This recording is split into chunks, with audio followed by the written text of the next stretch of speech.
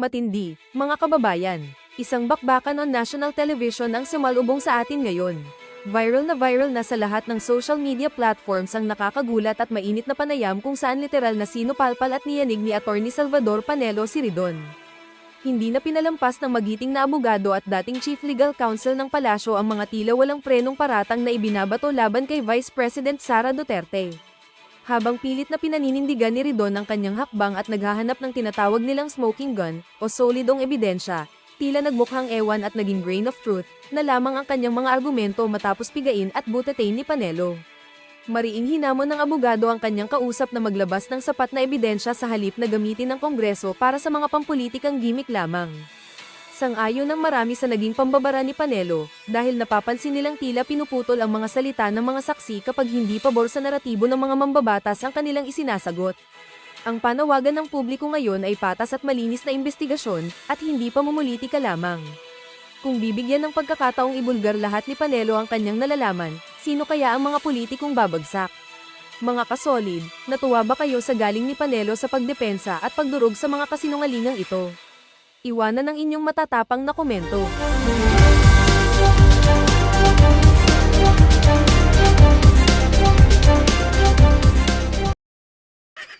Pangalawa, rinibisa yung kanyang testimonya. Meron na daw hong kwarto sa taas. Ni isa, doon sa unang testimonya, sinumpaang salasay, hanggang doon sa kalawang sinumpaang salaysay, wala hong tumama sa paglalarawan niya kung anong meron doon sa taas ng Nomu restaurant. I think yan po yung isa sa mga very important leads and pieces of information na mabigat pong tinitignan ng committee ngayon. So, kapani-paniwala po siya sa tingin ninyo? Tingin ko as far as that particular aspect is concerned, dahil yan, we would want to be able to confine ourselves to matters that are intrinsic to the impeachment complaints only. No? So, if on those particular details, tingin ko po meron pong grain of truth, no? Doon sa kanya pong binabagay. Wala na, yari. Grain of truth na. Wala na.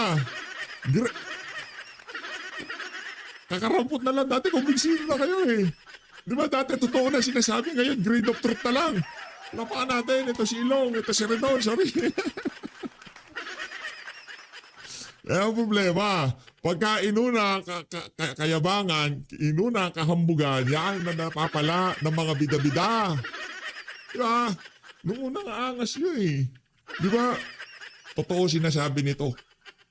Ito ang missing link. Smoking gun. Maya-maya. Grain of truth. Talo pa nga. Lagyan ka Ilong ha, akala mo. And syempre, we would want to get a little bit more information on these particular circumstances as well. On the other hand, of course, the defense described him as the weakest link. Sure. Kaya ang sinasabi ko namin previously, no, if they really believe that Mr. Mariaga was in fact the weakest link, the remedy for that is for the Vice President to actually confront Mr. Mariaga in the committee and to destroy his credibility there. Hindi but she did not opt for it. But pakaho, when this reaches the Senate, that is where the Vice President will attempt to discredit the credibility of Mr. Mariaga. Doon naman talaga dapat, masyado lang kayong bida-bida, akala nyo, mapapaniwala nyo sa bayan ng Pilipino, dyan sa circus nyo na yan. Ang nangyari, sumabog lahat sa pagmumukha nyo. Di ba? Sumalubong lahat sa pagmumukha nyo yung mga kasinungalingan ng walang hiyang smoking gun nyo. He has waived his bank secrecy rights. So, have you found any direct links between, the amounts of money he's talking about as checked against his bank deposits or accounts? Well, wala pa. No? Kasi syempre ngayon pa lang ho nagpirma ng waiver. But I think yung pong waiver will have to be submitted to the AMLAC, no? Para they will have to look whether or not meron pong mga transaction reports na suspicious and covered dito po sa mga accounts po na ito. Kasi very important ho na talaga hong makita natin, firstly, whether these accounts actually exist, and secondly, if these accounts exist, kung meron po bang totoong inflow and outflow po ng malalaking mga pera. At if these are actual checks, kanino po nanggaling yung mga cheque po na ito? Pero yung Ang problema dito, kung may pera man, alam na ho natin ang hanap buhay ng mama na yan. Di umano, kidnapper daw ho yan. Kung meron maglabas-masok na 25 billion, 30 million, 120. Mga Chinese daw ho, di umano ang binabanatan ng mama na yan. Mayayaman yan, Chinese eh. Ano ba naman ika nga sumundot sila ng isang Chinese. Hininga ng 50 million. Mabilis lang yan. Di ba? Yung mga undocumented nga, 20 million daw binibigyan yung taon-taon eh. Diba? Ano ba naman yung pagkasumundot sila ng isang Chinese, 50 million. Tapos merong maglalabas-masok na ganong kalaking pera dahil nga di umano yan ang hanap buhay niya. Diba? Yung kasong kinahaharap niya ngayon.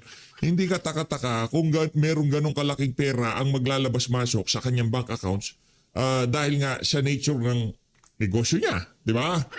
Pero kung magkakaroon ng findings ang AMLA na meron talagang naglalabas-masok na ganong kalalaking pera, magkakaroon mo tayo ng problema kung iyaan ikukonekta sa mga Duterte. Malaking problema yun. yung testimony, marami rin pong walang kinalaman sa impeachment proceedings. Marami siyang dinagdag na, like about supposedly shortening the term of the president, etc. What was that about? And why was that allowed? Well, it was allowed because it was part of the supplemental affidavit, hindi ba? So, and again, most of the questions naman po were basically, as far as my questions were concerned, were basically confined to matters relevant to the impeachment complaints, to the impeachable offenses, specifically on confidential funds misuse. And I think moving forward, yun po talaga dapat ang focus, specific to Mr. Mariaga's testimony, what is the nexus between his supplemental affidavit and testimony to the supposed misuse of confidential funds. The chair was also careful to stop some of your colleagues, from pursuing a line of questioning. What's the explanation for this? Well, we wanted to limit ourselves to the objective of the hearing, which is basically just to determine probable cause. No? So, ibig sabihin, if there are questions that are extrinsic, extraneous to, for example, an affidavit that had been submitted, or it is a question that basically tests the credibility and is irrelevant to the submitted document, hindi mo pinapalagpas ni Chair Luis Tropuito. So this is also in consideration of some criticism that this may be going into Senate's territory once an impeachment trial happens, if ever there is one. Well, kasama ho yun doon sa mga pag-iingat din po na gusto ho nating gawin. Kasi nga, the objective of the hearing is basically to make clarificatory questions, and secondly, to determine probable cause. So, ibig sabihin, anything beyond the determination of probable cause, we should actually just leave it to a future Senate proceeding. Congressman Redon, I was wondering about that iPhone that Madriaga keeps referring to. Supposedly, kinuha siya nung inarrest siya, so it's in the custody of, I don't know, the BJMP. Have we located this iPhone? And also wondering why you didn't just ask for his passbooks if he was indeed the dummy of the Dutertes, and he should have a record if the bank accounts were under his name. Yan. Well, yung po iPhones hadn't been subpoenaed yet, no? So, we have to may inang klase talaga tong si whether this this particular device should be subpoenaed and subjected to an examination. Pero again, kung hindi naman ho siya kailangan to determine probable cause, tingin ko hindi naman ho yan. We don't have to insist on it in a future hearing. Nako, kailangan yan. Kailangan yan, Brad. Kasi paano natin mai-establish na talagang ika nga may connection sa mga Duterte kung yung iPhone na magpapatunay dyan. Ngayon, hindi yan kailangan kung wala naman talagang ika nga hindi talaga, ang tawag dito, hindi naman totoo mga sinasabi nitong si Terry Redon tuloy, nitong Magkamukha na kasi kayo ni Madriaga eh. Hindi ko na mapagkaiba yung pagmumukha nyo. Magkamukha na kayo, Brad. Yung passbooks po kasi syempre that presupposes that these accounts actually exist no, at this point and actual passbooks exist. No? So, Sabi daw ho nila pagka nagsisinungaling ka, lumalaki ilong mo. Ako, konti na lang ho eh. Maniniwala na ho ako dyan. tignan pa ho natin kung Nagkakaroon ano na. pa ho yung mga pwedeng further information Yeah, alam mo, lalo't higit the waiver has already been assigned. No? So, I will leave it to the committee, secretariat to decide how to proceed, whether they have to relate with AMLAC or they have to relate with the banks na mentioned po in the affidavit. We will leave it to the committee, to the committee secretariat to decide. And Congressman, earlier when Mr. Madriaga was recounting how he delivered these large sums of money, isa po sa nabanggit niya ay yung Office of the Ombudsman. Is the committee going to look into former Ombudsman Samuel Martires if he is involved in any way in this misuse of confidential funds? At tignan pa ho natin, no? Kasi syempre that is an additional information na binabanggit po ni Mr. Madriaga. But also very important po kasi for us to be able to focus on already corroborative evidence. No? So, for example, speaking for myself, no, I don't want to focus on matters na only Mr. Madriaga can actually give truth on. No? So, for example, I would rather focus on the matters that relate to Mr. Kilala and the circumstances surrounding it. Kasi nga, like what I had previously stated, it was that the Vice President also mentioned na the buck stops with Mr. Kilala and it doesn't stop. It doesn't stop on her in Yuba. So we would like to get further details on their relationship and their relationship with Mr. Munsaya. Kasi if that gets established, only then can we actually go further towards the Vice President with actual corroborative evidence. Now, what about the husband of the vice president who has filed a case in court to block the subpoena of BIR documents, their conjugal documents? Well, I don't think a TRO had been issued as of today, but we are confident that as soon as we get to the next hearing, we will be able to present it, and we will be able to make comparisons between incomes of the Vice President and Mr. Carpio and compare it against the net worth of the Vice President in 2024, which stood at 88 million. And maybe just as a final Ika nga, talagang hinahanap natin dito yung discrepancy sa 88 million. Anak ng toko, trillion Brad ang nanakaw doon sa mga maanumalyang flood control. Ngayon, inoobos nyo ang resources, enerhiya, kapangyarihan ng pamahalaan dito sa mga kapirahan na to. Napakalaking insulto ho ito sa sambayan ng Pilipino. Kaya tayo ho mga kababayan, ngayong mga panahon na to, hindi nagtataka kung bakit ganun na lang ang pagtanggap ng ating mga kababayan sa mga kabalbala na ginawa nitong mga aso na to ni Martin Romualdez dyan sa Injustice Committee.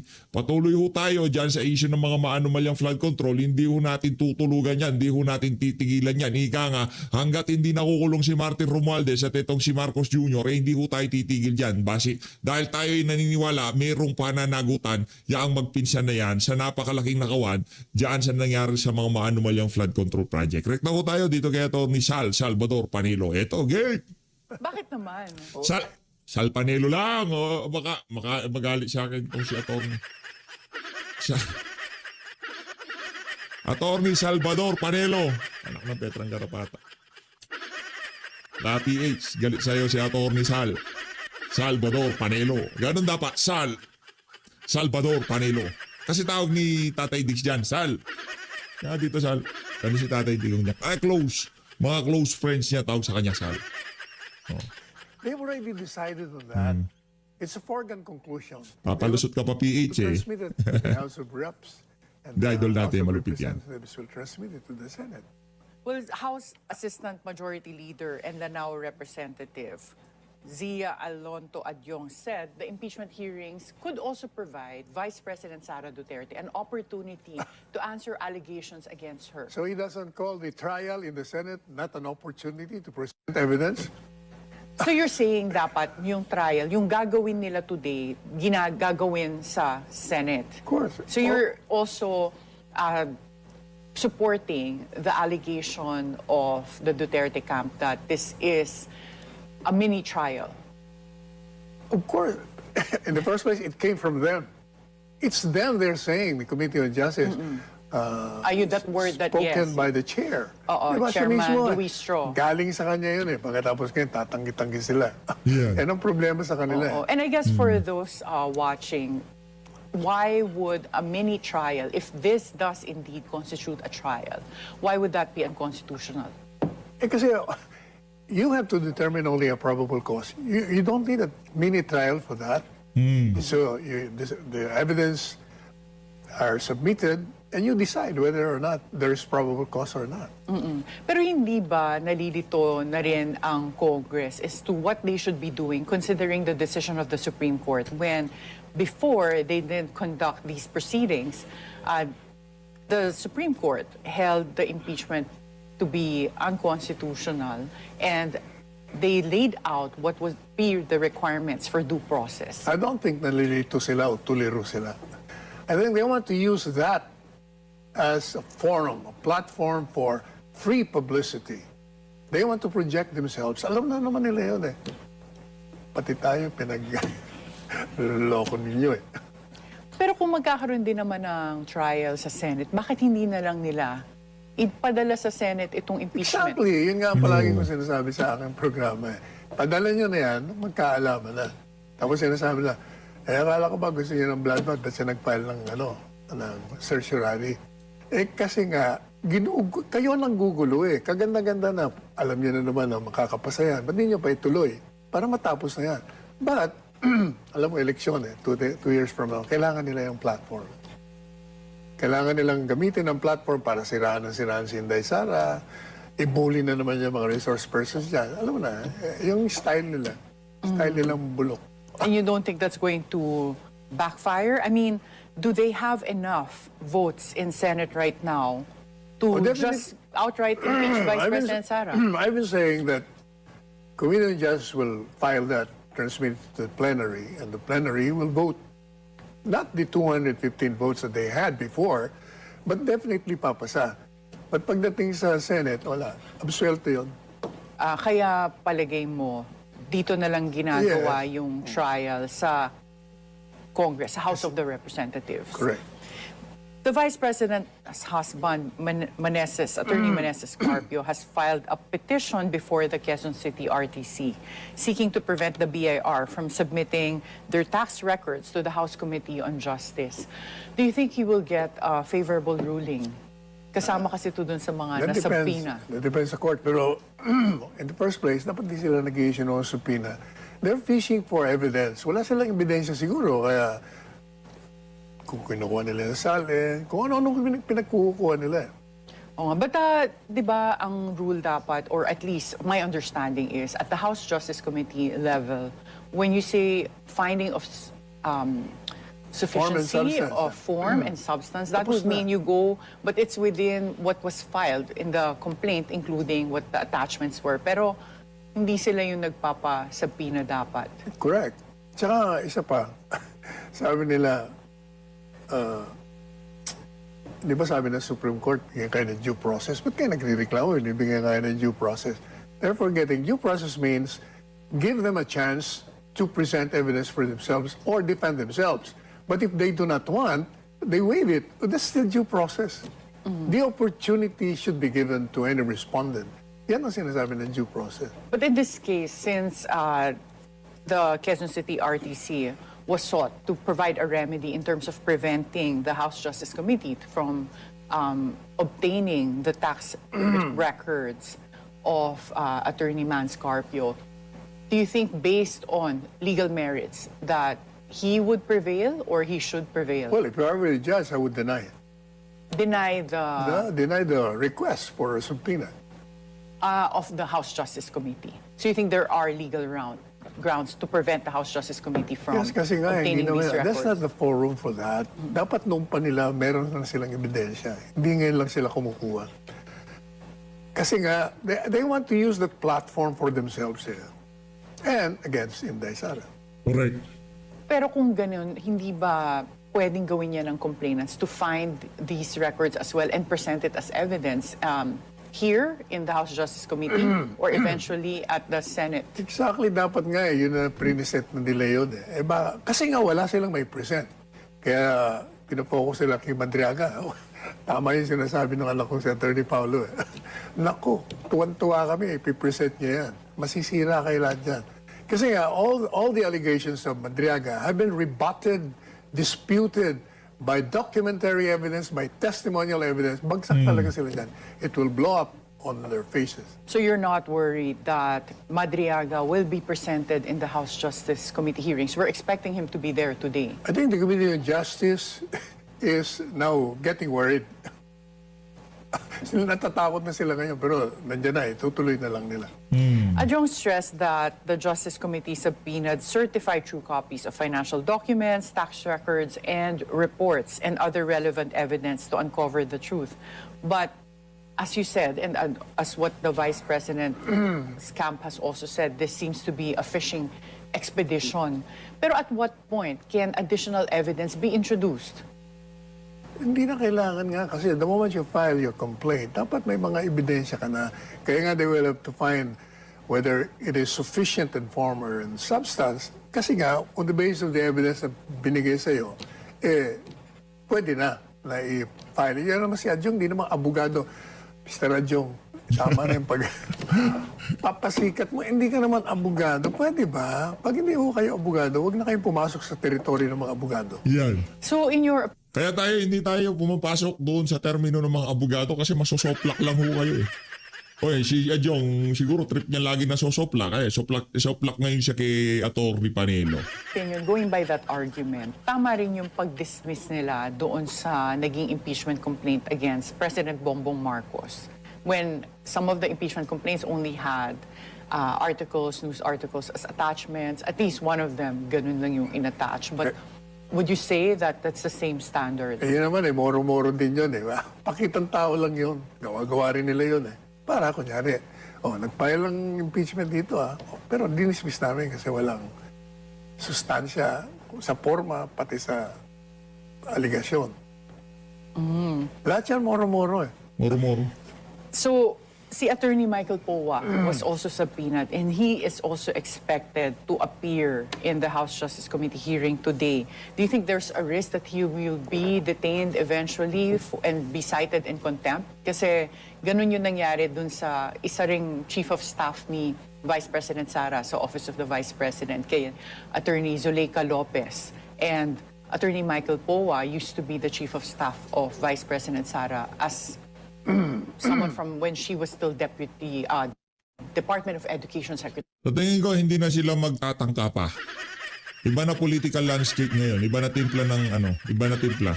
Hindi na to kagaya noong 19th Congress na marami pa silang maleta. Sorry. Well, given the recklessness of the Committee on Justice, it may just do that. But, pag ginawa nila, may problema na naman sila. Lalong magagalit ang tao sa kanila. But pag naisip natin na yung nangyari dati kay Attorney Zuleika Lopez, when she was detained, that's what triggered Vice President Sara to rant. And eventually, it's what made her utter yung Yung imagined crime.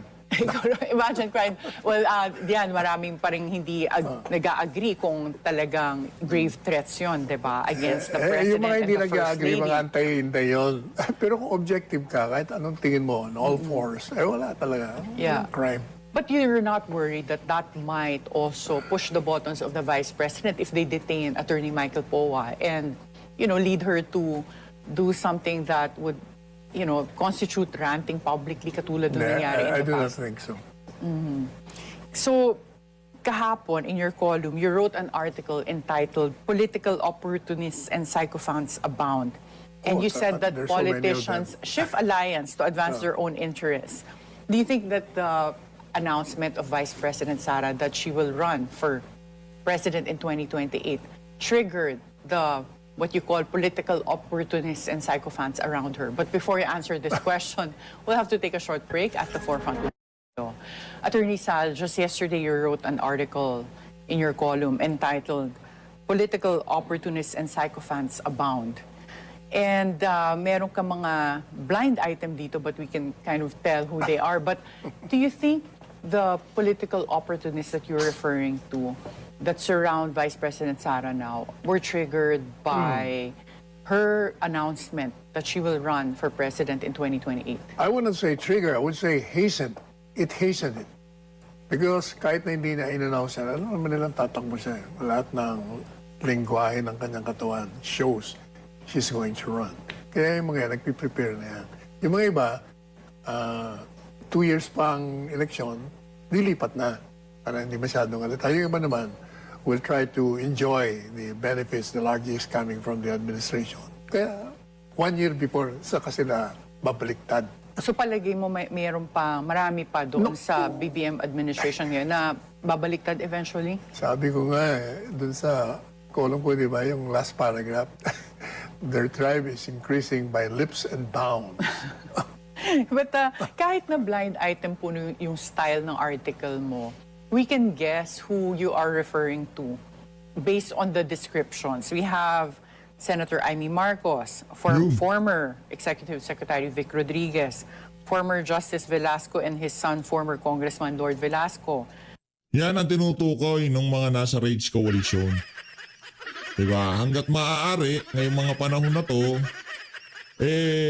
meron tayong pinaglalaban na isang bagay. Hindi tayo nagkakasundo. Sa totoo lang mga kababayan, kahit sa mga vlogger, merong hindi nagkakasundo.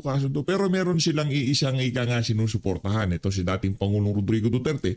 Hindi natin malaman sa ibang mga vlogger kung sincero nga ba ang pagsuporta o para lamang sa pera. Diba? Kahit sa politika meron din hong ganon. Pero ngayong mga panahon na to, sa totoo lang, yung mga oportunistang vlogger, kung gusto nila mag-Duterte supporter at gusto nila sumakay sa kasikatan ni Tatay Digong, basta't mag-stick lang kayo, magpakatotoo at talagang panindigan nyo na. Kung Duterte supporter kayo, Duterte supporter kayo, huwag kayong di ba? Mahirap yung ganun eh. Siguro ngayon, kahit dahil hindi pa kayo bumabalentong, mayroon manunod sa inyo dahil nga sa thumbnail, sa title, di ba? Yung algorithm, i-feed yung inyong ano. Pero pagka nasira na kayo sa tao at namarkahan ng channel nyo, yun ang mahirap. Yun ang mahirap. Kaya tayo, kahit na walang views, may views, hindi tayo mag-aano. Patuloy ho tayo kay VP Sara, kay dating Pangulong Rodrigo Duterte. Kasi yung kumbaga yung pinaka-pundasyon natin. Yung pinaka-puhunan natin sa pagbablog. Yung tiwala ng mga nanonood sa atin na sincero ang ating pagsuporta dito sa pamilya Duterte, na sa kanila ho natin nakita yung tunay na pagbabago. Naghatid ng tunay na pagbabago dito sa bansa na to. Hindi lang naman ho para sa mga manonood, para din ho ito sa mga mahal natin sa buhay, para sa mga vlogger, sa mga anak, sa mga pamangkin, dahil pagka nagpatuloy itong mga ganitong klaseng kalakaran sa susunod na administrasyon, kawawa to ho talaga ang susunod na henerasyon. Kaya tuloy-tuloy ho tayo sa pagsuporta kay VP Sara, kay Mayor Baste, kay Mayor Kong Pulong, at lalong-lalo na naman dito kay dating Pangulong Rodrigo Duterte. Bring him home. Attorney Harry Roque, just given the personalities you mentioned as like political opportunists, do you think that Vice President Sara sees them as political opportunists who are merely using her for her supporters or for her being a frontrunner in 2028? Number one, I never mentioned the names. Yes, kami yung we gather from the description. Ito yung mga pero kung ito nga yun, kung ito yung mga yun. Hindi ko kasalanan yun. Because, the description of everyone there applies to everyone who is an opportunist. Di ba? Lahat naman para-pareho. Para-pareho ang ginagawa nila. Pag malapit nang mawala ang power holders, lilipat na yan. Meanwhile, nag-i-enjoy sila sa panahon na nandiyan pa. Kaya applicable lahat yan. Oo, pero for Vice President Sara, it could refer to anyone, not necessarily those persons you well, mentioned. I encourage people to read it and let's see kung pareho yung kanilang guesses in terms of what we gather. Iba. Hindi ko binabasa ang column nitong si Tommy Panelo. Hindi ko na siguro babasahin. Kung pagmumulan lang ng intriga at pagkawatak-watak, meron ho kasi tayo kanya-kanya di ba? Kanya-kanya. Itong si Attorney Harry Roque, meron siyang personal na relasyon kay VP Sara, meron siyang personal na tayo sa kanyang politika, pero suportado ho niya mga Duterte. Kung ano man yung side dealings niya, hindi ho natin alam yun. Pero doon lang ho tayo sa surface level. Wala ho tayong alam, kumbaga. Nakita natin, sumusuporta kay Tatay Digong. Di ba? Kilala naman natin, kinuha ni Tatay Digong yan bilang kanyang spokesperson, tagapagsalita. May tiwala si Tatay Digong. Ngayon, natapos ang termino ni dating Pangulong Rodrigo Duterte, di ho siya kagaya ng NBI director na pumasok dito sa administrasyon. Ito hong si Atty. Harry Roque, hinahabol ho siya ngayong mga panahon na to. Kaya masasabi natin, kahit pa paano, hindi ko pinagtatanggol dito si Atty. Harry Roque.